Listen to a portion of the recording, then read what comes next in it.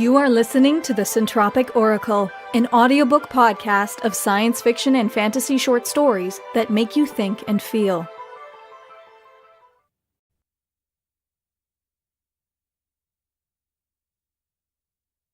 Restoration in 25 Minutes by Sara Codair. 1:40 p.m. Donna's heel tapping echoes through the cavernous bank while she waits in line. There are 3 people ahead of her.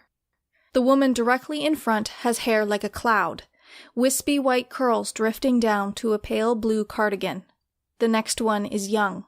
Her fingers fiddle with fiery red hair while she shifts weight from one foot to the other. The third woman is the problem. She is round and slow, with rolls busting out of her green spandex. Every time she gets partially through her transaction, her son, rocking back and forth like an unbalanced ball, shouts. She calms him down, forgets what she is doing, and starts all over again. 1:45 p.m. Donna looks at her phone. 2 new emails and 3 Facebook notifications. The first email is a weekly flyer for a discount shop she rarely visits, and the other is a coupon for a restaurant with good food but slow service. She deletes them both. 1:47 p.m. Donna hopes the Facebook notifications will be more diverting. Her sister, Jill, tagged her in a post of her cat licking a golden retriever. Lisa said they should get together for wine on the weekend at the Too Slow restaurant that just sent out a coupon. Jenny's toddler learned to swear. Donna considers unfriending all 3 of her sisters before remembering how her mother carried on the last time she did that. She'd ended up creating some bullshit story about her account getting hacked just to soothe the drama. 1:53 p.m. The line hasn't moved. Donna has a massage scheduled for 2:30 p.m. at a spa on the other side of town. If the line doesn't move quicker, she'll be late. 1:55 p.m. The fat turtle and her roly-poly son finally move. As they waddle away from the counter, the boy trips and crashes into Donna. She curses while they apologize. By the time they move on, the fidgety girl is bouncing at the teller window and the elderly cloud lady is shuffling forward. She turns around and winks. "I'm going to miss my hair appointment if this line doesn't move quicker." Donna forces her lips into a smile but doesn't say anything back. She doesn't trust herself to speak politely. The bouncing teen shoves a wad of cash in her pocket and breezes by while the old bird shuffles to the counter. "I'm almost out of here," Donna whispers, imagining how good the massage will feel after the bank's tedium. 1:59 p.m. Gunfire interrupts her fantasy. She shrieks, drops to the floor, and curls up small, praying the shooter won't see her. Last time there was a shooting, it was some deranged street person attempting to cleanse the world of all the rich people. "Get down on the ground and put your hands on your head!" shouts a woman. Donna curls up smaller so the corners of her purse dig into her belly. She slowly moves her hand to her head, hoping her hair hides the diamond on her right ring finger. "Hurry up, Granny, we don't have all day!" Donna squeezes her eyes shut. Every muscle in her body is tighter than tummy control pantyhose, and it takes all her concentration just to remember to breathe. "You there, start filling these bags with cash. Don't even think about—" Alarms blare. Guns fire. "Stupid bit." The robber is cut off mid-sentence. The bank shakes and rumbles, something halfway between an earthquake and a thunderstorm. "You're all safe now," says a new voice. Donna opens her eyes, slowly lifts her head, peeks at the scene, seeing a red blur and the robbers tied up. "You just go about your business and forget I was ever here," says the voice. The red blur moves. The door opens and closes as the blur passes through it. 2:05 p.m. Donna hears sirens. The lead robber is tied up in the middle of the bank. A dark-skinned woman with a peg leg sits atop her, looking around like she doesn't know where she is. Police rush in. Donna thinks she might just make it to her massage after all. Then a cop announces that they are going to need statements from everyone. 1:40 p.m. I don't know if I can do this. Jenna's legs, both the real and the prosthetic, are shaking. Her palms are sweaty. It just doesn't feel right. Ruth squeezes Jenna's shoulder. Jenna, if you want revenge, we need money, and you can't exactly just create a GoFundMe page if you are planning to take down the president. But what if we get caught? I can't exactly destroy him from a prison cell. Jenna's eyes sting with potential tears, and her throat burns with rage as she pictures her brother being shot down at a rally by the president's riot control squadron. We won't get caught. I've done this dozens of times without a trained killer. I'm not a killer, says Jenna. Tell that to ISIS, Ruth laughs. You said we were using non-lethal rounds. Jenna shakes her head, banishing the ghosts that haunt her every time she closes her eyes.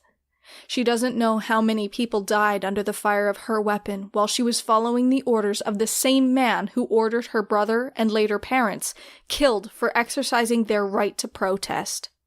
We are, but you can't let the customers know. Ruth smiles just enough to show the points of her canines. This isn't right. Jenna's hands clench into fists. Her teeth chatter. This is the opposite of what I'm fighting for. You're fighting for justice. Think of all the men and women who have died in the Middle East. Think of the land that has been rendered inhospitable thanks to the nukes our wonderful president dropped. Think of all the people slaving away in Detroit sweatshops because some rich idiot thinks that's what a great country is made from. Think of all the power he has, all the money he has. He owns this bank. By taking the money from it, you will be using his own resources to take him down. Jenna sucks in a few deep breaths.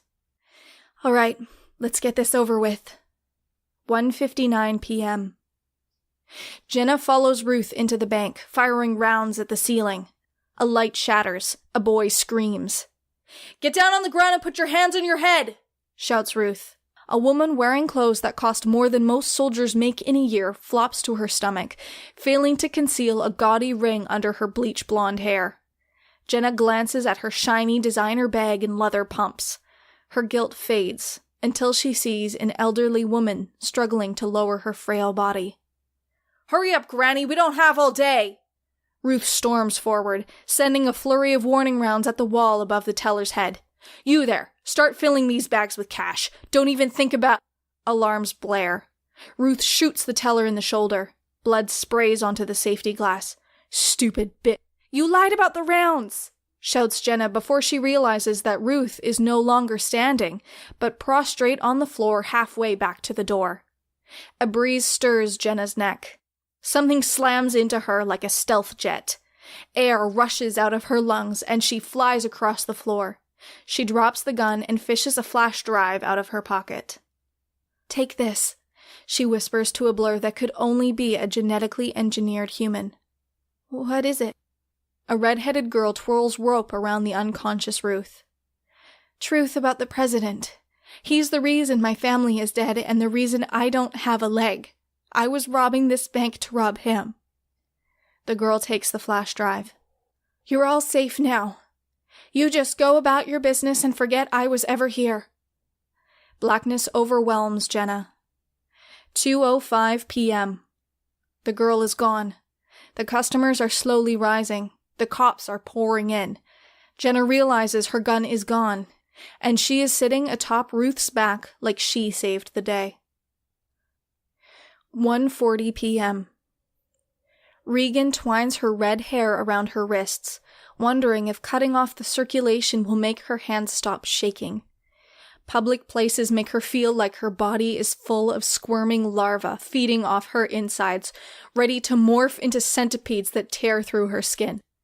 She shifts her weight from her right foot to her left and wraps more hair around her fingers, fearing that if she doesn't keep her hands busy, she'll slice her skin open to let the larva out. There are no larvae, she mutters, just anxiety. Anxiety is something she can cope with when she is alone with a book or foraging in what remains of the forest. She can keep it in check while visiting her grandmother's cottage in the country or camping with her brother. When she has to venture into the city for money and supplies, anxiety becomes squirming centipedes in her veins, eggs in her muscles, and larvae under her skin. There are people in the city that might recognize her for what she is, a modified teenager. 1:45 p.m. The woman in front of Regan has been with the teller forever. If it wasn't for the autistic boy who looked like he was having a harder time with the bank than Regan was, she would have suspected the woman was stalling, keeping Regan in one place long enough for the people who modified her to arrive. 1:47 p.m. Regan wonders if the boy is an actor, meant to make her think the woman couldn't possibly be an agent. His screams come at 2-minute intervals, making it seem like his poor mother will never finish her transaction. However, Regan knows that sometimes children on the spectrum are gifted and sometimes obsessed with numbers. She wishes it were safe for her to have a phone so she could look things like this up, but any phone is a way for her to be tracked, and no matter what happens, she is never going back to training camp. 1:53 p.m. Regan wonders if she should try a different bank. She's been second in line for 13 minutes. If her feet bounce any faster, it's going to be completely obvious that she is modified. She closes her eyes, conjuring a map on her eyelids. She's hit every other bank in this neighborhood in the past 6 months. The others are too far away. Her only option is to get cash today or wait another. Her stomach growls. 1:55 p.m. The mom and boy finally move. Relief blows through Regan like a gale, dislodging the millipedes and larvae from her skin, ripping chunks off with them. "How can I help you?" asks the teller. "I need to make a withdrawal." Regan hands the teller the passbook she filched from the woman behind her. Closing her eyes, she counts her heartbeats, turning them down until her heart is beating 100 times for everyone else's one heartbeat. The teller scans it, opens the drawer, and looks up at the picture on the screen. Regan is no longer in front of her. She is behind her, reaching forward, taking money out of the drawer, pulling a wire out of the computer, then leaping back over the counter before the woman even realizes what happened. The teller frowns. "I'm having technical problems." "I'll come back tomorrow." Regan plasters a charming smile on her freckled face.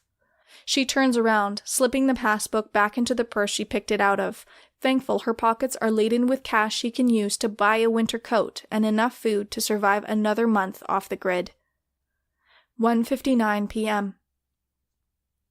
2 women burst into the bank with guns, blocking Regan's exit. She freezes, unsure if they are here for her or here for the same purpose as her. "Get down on the ground and put your hands on your head!" shouts the woman in the front. Regan grins, realizing it's another robbery. If she just slips out, the cops will assume the other robbers took the cash.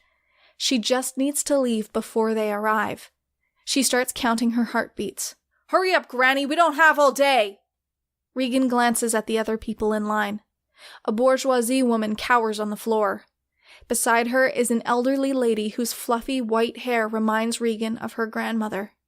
"You there! Start filling these bags with cash. Don't even think about—" Alarms blare.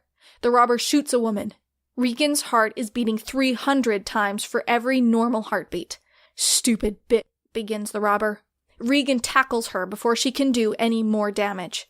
Before the robber can even blink, Regan has her tied up 13 feet from the bank's door. The other robber looks sad and confused, but it doesn't stop Regan from grabbing her too. The woman holds out a thumb drive. "Take this." "What is it?" Regan pulls another rope out of the robber's utility belt and uses it to tie the woman up. "Truth about the president. He's the reason my family is dead and the reason I don't have a leg. I was robbing this bank to rob him." Regan's fingers are steady, free from larvae as they close around the flash drive. "You're all safe now. You just go about your business and forget I was ever here." She runs out of the bank and into the sunlight as the first cop enters. 2:05 p.m. Regan is far from the bank, plotting a coup that will earn her freedom. 1:40 p.m. Martha can barely keep her eyes open while she waits in line at the bank. Today, she feels as time-worn as she looks. She doubts she is more than a decade older than the impatient woman behind her, But the use of powers forced on her during the first round of genetically enhancing humans has shaved years off of her life. Martha knows using her power is slowly killing her, but it doesn't stop her from using it. She took dozens in lives when she worked for the government. Now she is paying her debt by saving lives. Today, she isn't at the bank to make a financial transaction, but a spiritual one. Her dreams had showed her that just by being present, she could not only save 2 lives, but save the world. 1:45 p.m. Martha smiles at the teenage girl in front of her. Her hair is like flames, flickering every time the girl moves, which is a lot. It makes Martha pine for the days when her body was young and light, unburdened by age. Her smile fades as her spirit snakes towards the girl. Unburdened is the last word she would use for the anxiety boiling beneath the youth's skin. She prays with all her heart that her clairvoyance will help this child. 1:47 p.m. Martha studies the woman who is arguing with the teller. She's grown fat off of cheap, processed food. The only thing she can afford, if Martha is hearing the conversation right. The woman is behind on her mortgage payments, pleading with the teller to get her an extended deadline, but her son keeps interrupting. The boy doesn't understand why his mother is so stressed, and why he has had to stand in the bank for so long. 1:53 p.m. Martha feels tension building. She turns around, studying the woman behind her. Privileged and rich, she could probably make the obese woman's mortgage payment, and her designer bag wouldn't feel any lighter. Still, she is human, deserving life as much as any other person in the room.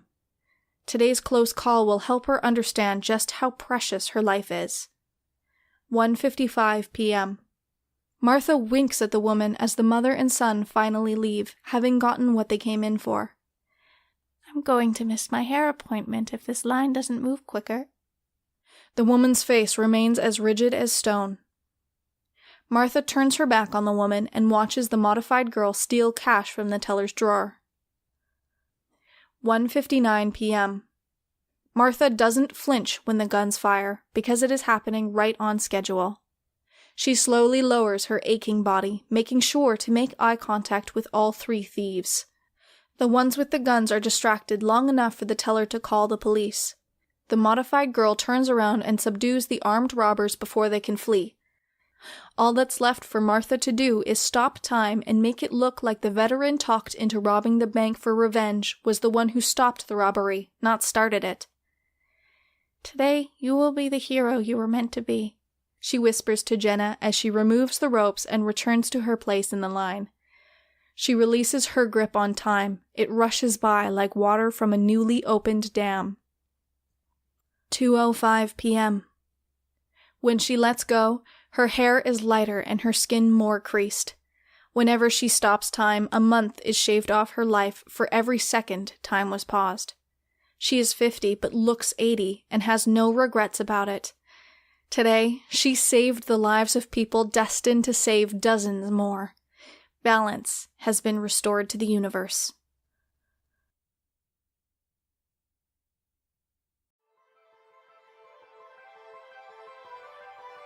We hope you enjoyed Restoration in 25 Minutes by Sara Codair, read by Larissa Thompson.